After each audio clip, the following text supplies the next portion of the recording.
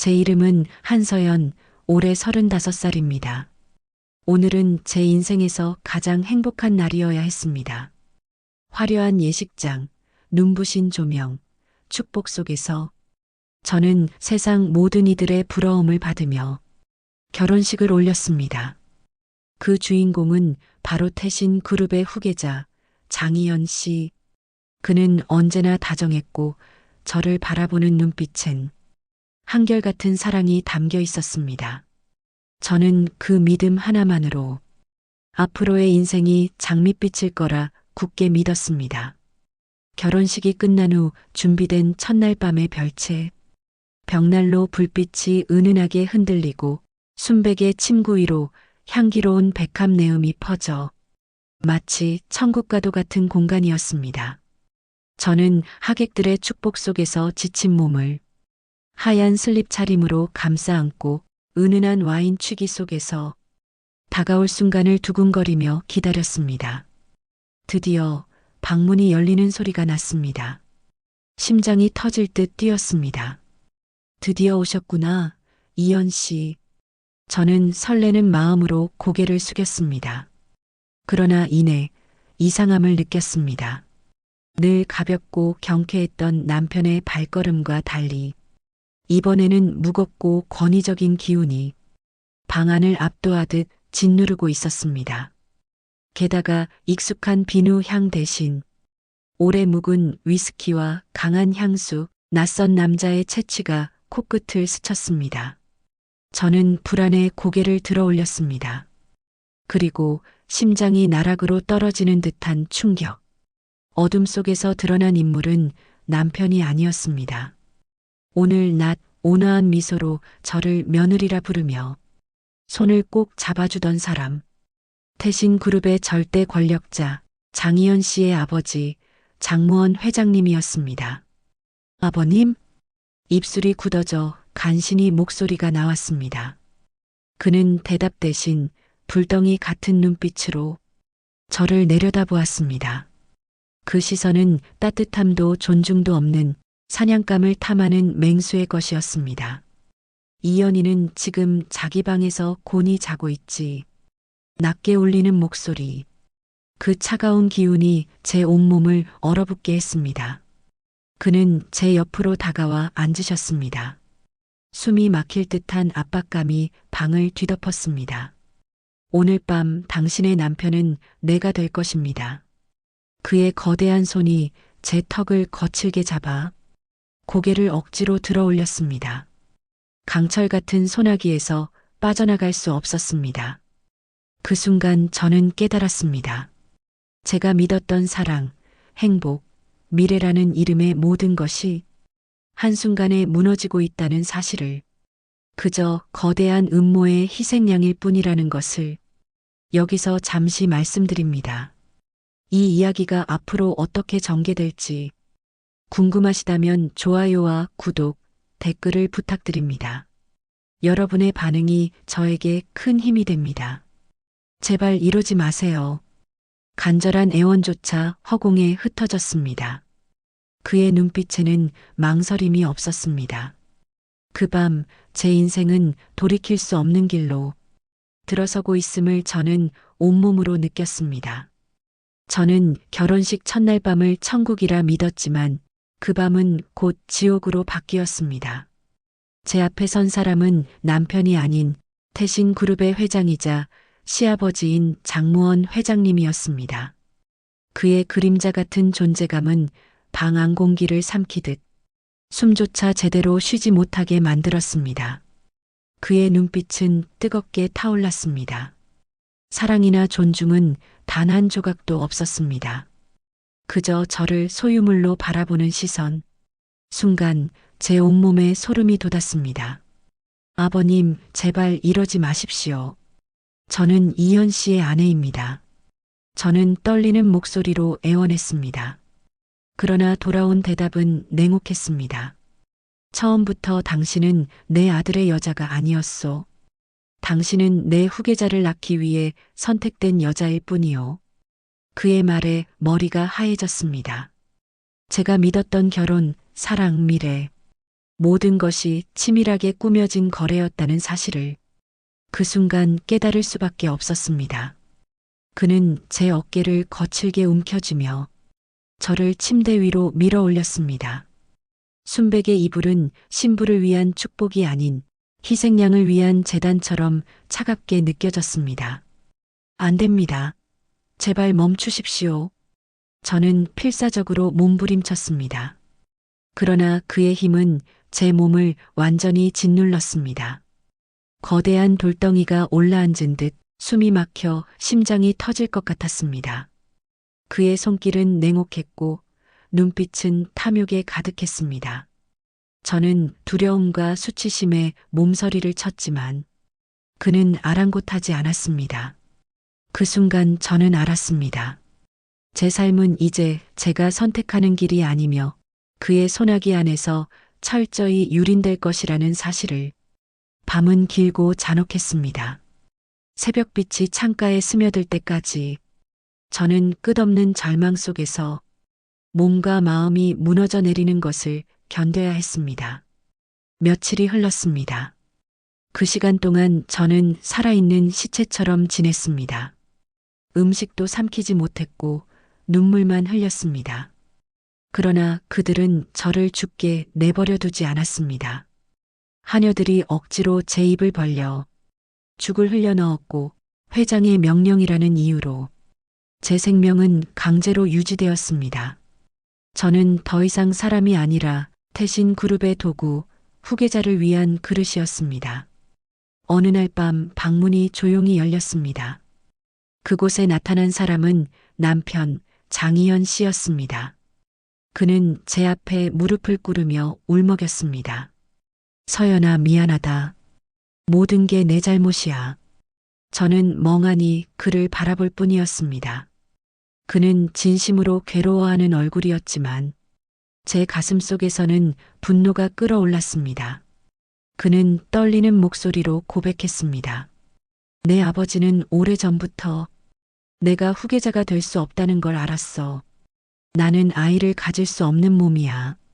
그래서 아버지는 완벽한 대리모를 찾으셨고 당신이 선택된 거야. 가문, 학력, 외모, 심지어 사주까지 모든 것이 당신을 향해 맞춰져 있었어. 저는 그의 고백을 들으며 피식 웃음이 터져나왔습니다. 미친 듯이 웃음이 흘러나왔습니다. 사랑이라고 믿었던 모든 것이 처음부터 거대한 사기극이었다는 사실이 차라리 우스꽝스럽게 느껴졌습니다. 저는 깨달았습니다. 이대로 무너져 죽는 것은 너무 억울하다는 것을. 저를 짓밟고 웃고 있는 그 권력자에게 반드시 복수해야 한다는 것을. 거울 앞에 선 제 얼굴은 창백하고 눈밑은 시커멓게 꺼져 있었습니다. 그러나 눈동자만은 달라져 있었습니다. 타오르는 증오와 복수심.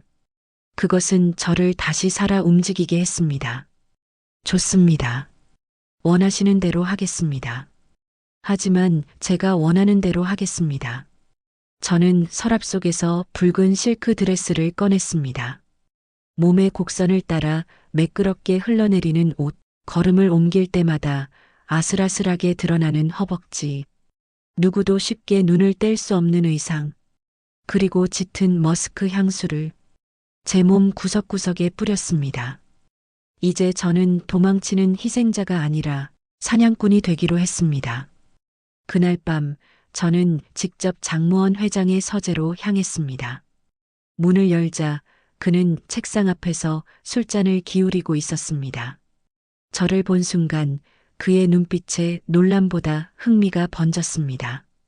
저는 고개를 들고 의도적으로 어깨끈을 흘러내리게 했습니다. 붉은 드레스가 바닥으로 미끄러지듯 내려앉으며 제 나신이 드러났습니다. 아버님, 저는 가장 유혹적인 목소리로 불렀습니다. 제가 어리석었습니다. 이제 제 운명을 받아들이겠습니다. 그 순간 그의 눈빛에 욕망이 타올랐습니다. 그리고 저는 알았습니다. 이제부터는 제가 주도권을 줄 수 있다는 것을. 그날 밤 저는 더 이상 희생자가 아니었습니다. 붉은 드레스를 벗어 던지고 장무원 회장님 앞에 선 순간부터 저는 제 운명을 새로 쓰기 시작했습니다. 그의 손길은 탐욕에 가득 차 있었지만 저는 그 욕망을 받아내며 동시에 길들였습니다. 한때는 저를 무너뜨리던 힘이었으나 이제는 제가 이용할 수 있는 족쇄가 된 것입니다.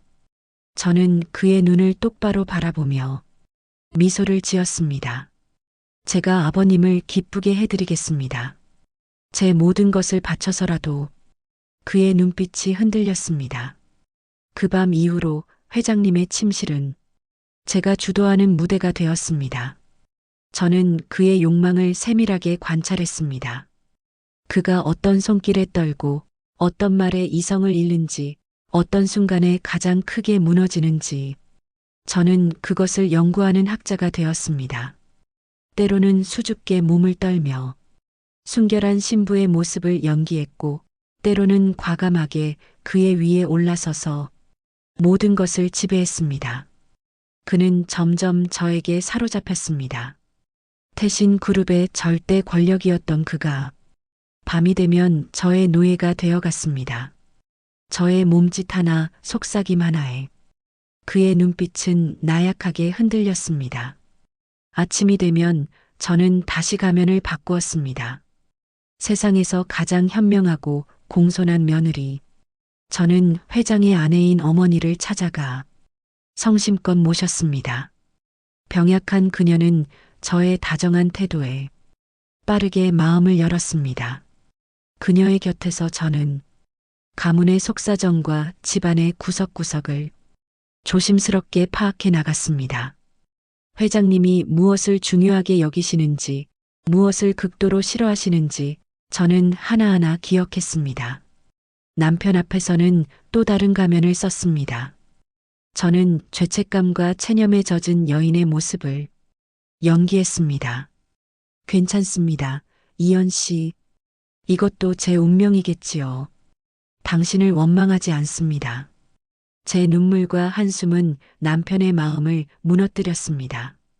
그는 저를 지키지 못했다는 죄책감에 더욱 괴로워했고 그 연민은 곧 저에게 유용한 도구가 되었습니다. 저는 그의 고백과 후회 속에서 은밀히 정보를 끌어냈습니다. 회장님의 일정, 회사의 기밀, 그리고 가문 내부의 미묘한 균열들, 모든 것이 제 손 안으로 들어왔습니다. 집안 사람들은 이제 저를 함부로 대하지 않았습니다. 저는 은밀하면서도 확실하게 저만의 권력을 키워갔습니다. 식사 자리에서의 작은 의견 하나조차 회장님의 의중을 대변하는 듯 작용했습니다.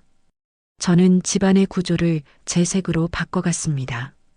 가구 배치, 파티의 준비, 식사의 메뉴까지 조용히 그러나 확실하게 제 방식대로 바꾸었습니다. 누구도 대놓고 반대하지 못했습니다. 저의 존재는 이미 그 집의 새로운 축이 되었기 때문입니다. 그리고 2달이 흘렀을 무렵 제 몸에서 이상한 변화가 시작되었습니다. 아침마다 속이 메스꺼웠고 좋아하던 음식 냄새조차 견딜 수 없었습니다. 그리고 생리가 멈췄습니다. 심장이 요동쳤습니다. 저는 곧장 주치의를 불러 확인했습니다. 맥을 짚던 의사의 표정이 미묘하게 굳어졌습니다. 사모님, 임신이십니다. 맥이 굵고 힘차니 아이는 아들일 확률이 높습니다. 그 말을 듣는 순간 저는 제 배를 감싸 안았습니다. 차가운 전율이 등줄기를 훑고 지나갔습니다. 내 안에 생명이 자라고 있었습니다. 피와 원한이 섞여 태어난 존재, 저의 복수를 완성할 칼날. 그날 밤 저는 회장님을 제 침실로 불렀습니다. 평소와 달리 몸을 드러내지 않았습니다. 하얀 원피스를 차려입고 그를 맞았습니다. 그는 의아한 눈빛으로 저를 바라보았습니다. 저는 그의 손을 가져와 제 아랫배에 올려두었습니다. 아버님, 이 안에 아버님의 핏줄이 자라고 있습니다. 태신의 새로운 주인이 될 아이입니다. 순간 그의 눈빛이 경악과 기쁨으로 뒤섞였습니다. 그토록 절대적이던 남자가 마치 아이처럼 떨리는 손으로 제 배를 조심스럽게 어루만졌습니다. 정말이요? 정말 내 아들인가? 오늘 주치의에게 확인받았습니다. 아들일 확률이 높다고요. 그는 저를 부서져라 끌어안으며 웃음을 터뜨렸습니다. 그토록 집착해온 후계자가 드디어 제 몸 안에서 자라고 있다는 사실에 그는 광기에 가까운 환희를 느끼고 있었습니다. 그의 눈빛은 이제 단순한 욕망을 넘어 광적인 숭배에 가까워졌습니다. 그날 이후 저의 지위는 상상할 수 없을 만큼 격상되었습니다. 저는 더 이상 대리모가 아니었습니다. 저는 태신 그룹의 미래를 잉태한 여인, 성스러운 존재가 되었습니다. 집안의 모든 권력은 저에게 집중되었습니다. 회장님은 저의 기분을 상하게 하는 자를 가차없이 내쳤습니다. 별채에 있던 시어머니조차 더 이상 영향력을 행사할 수 없게 되었습니다. 저는 뱃속의 아이에게 속삭였습니다. 아가야, 너는 사랑으로 태어난 아이가 아니란다. 너는 이 어미의 증오와 내 아비의 욕망이 섞여 만들어진 아이란다. 그러니 세상에서 가장 강하고 잔인하게 자라다오. 그 순간 뱃속에서 미약한 움직임이 느껴졌습니다. 저는 차갑게 미소 지었습니다. 뱃속에 아이가 자라고 있다는 사실은 제 운명을 완전히 바꾸어 놓았습니다. 회장님은 저를 신격화하다시피 대했습니다. 그의 눈에는 이제 저에 대한 욕망뿐 아니라 가문을 이어줄 성스러운 존재에 대한 숭배가 담겨 있었습니다. 저는 그 지위를 적극적으로 이용했습니다. 집안의 하인들은 저를 감히 똑바로 보지 못했고 저의 말 한마디는 곧 회장님의 명령과 같았습니다. 저는 차가운 미소로 지켜보았습니다. 이제 저는 더 이상 약자가 아니었습니다. 저는 태신 그룹의 중심에 서 있었고 모두가 저를 두려워하면서도 따랐습니다. 남편 장희연 씨는 점점 더 고립되었습니다. 그는 저와 눈을 마주치지 못했습니다.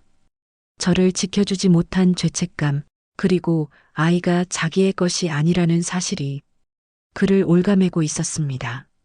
저는 그의 눈을 바라볼 때마다 연민을 가장했습니다. 괜찮습니다. 이연 씨. 모든 것은 제 운명이겠지요. 당신 탓이 아닙니다. 그 말에 그는 눈물을 글썽이며 더 깊은 죄책감에 빠져들었습니다. 그러나 저는 속으로 미소 지었습니다. 그의 죄책감은 저에게 필요한 정보와 기회를 더욱 쉽게 안겨주고 있었기 때문입니다. 그는 아버지와 회사에 대한 이야기, 외부 일정과 내밀한 대화까지 저에게 털어놓았습니다. 그는 자신이 제 복수의 도구가 되고 있다는 사실을 결코 알지 못했습니다. 시간이 흐르면서 집안의 모든 흐름은 제 손에 쥐어졌습니다. 저는 하인들의 배치, 식사의 순서, 모임의 형식까지 하나하나 개입했습니다. 겉으로는 회장님을 위해서라고 했지만 실제로는 제 방식대로 움직이는 구조였습니다. 별채에 머무르던 시어머니는 점점 더 외로워졌습니다. 그녀는 저를 믿고 의지했으나 저는 은밀히 그녀의 영향력을 차단했습니다. 그녀의 목소리는 더 이상 집안에 닿지 않았습니다. 모든 권력은 회장님과 저, 그리고 제 뱃속의 아이에게 집중되었습니다. 그것이 바로 제가 원하던 그림이었습니다. 회장님은 밤마다 저를 찾으셨습니다. 그의 욕망은 여전했지만 그 속에는 경건함이 섞여 있었습니다.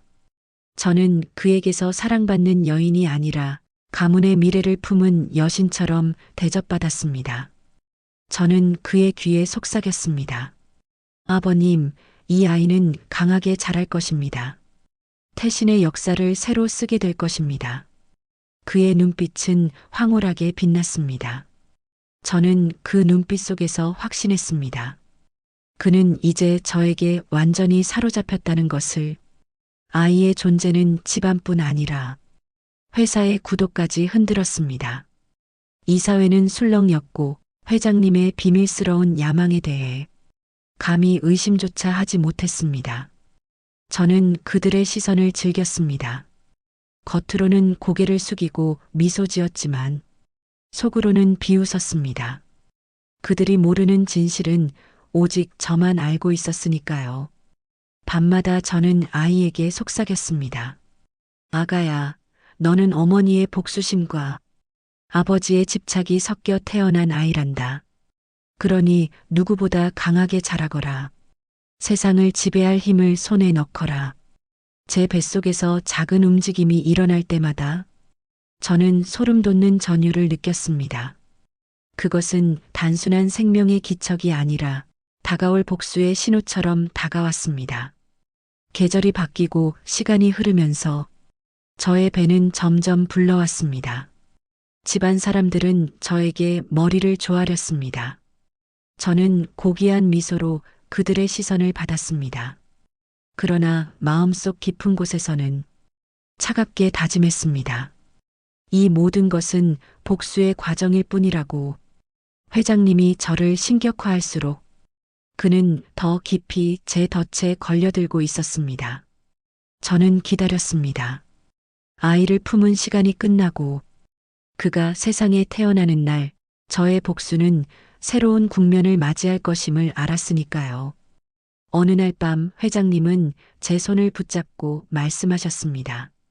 서연아, 너는 이제 태신의 미래여. 너 없이는 이 집안도 회사도 존재할 수 없소. 그의 목소리는 흔들리고 있었습니다. 저는 부드럽게 웃으며 대답했습니다. 아버님, 제가 원하시는 대로 하겠습니다. 그러니 앞으로도 저를 믿어주십시오. 그 순간 저는 알았습니다. 그는 이미 저의 소나기 안에 있었습니다. 그리고 저는 속으로 다짐했습니다. 이 아이가 태어나고 제가 모든 권력을 쥐게 되는 그날, 저는 반드시 이 화려한 제국을 제 발 아래 무너뜨리겠다고.